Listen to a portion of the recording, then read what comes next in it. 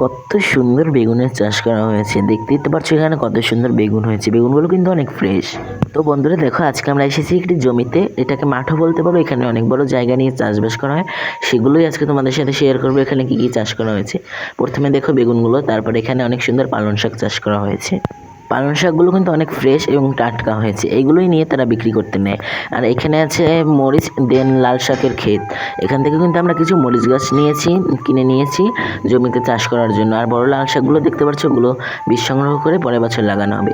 আর ছোট্ট একটা পেঁপে গাছে কত সুন্দর পেঁপে হয়েছে। এখানে আছে কি যেন চাষ করা হচ্ছে, আর এই পুষ্কুনিটা দিয়েই তারা পানি নিয়ে এই গাছগুলোতে দেয়। যে আমার পিছনে দেখছো কি যেন চারা নিয়ে বিক্রি করার জন্য নিয়ে যাচ্ছে। কত মরিচ ক্ষেত হয়েছে। আর এখানে বড় একটা তাল গাছ আছে, তাল গাছটার জন্য ভিউটা আরো সুন্দর লাগছে।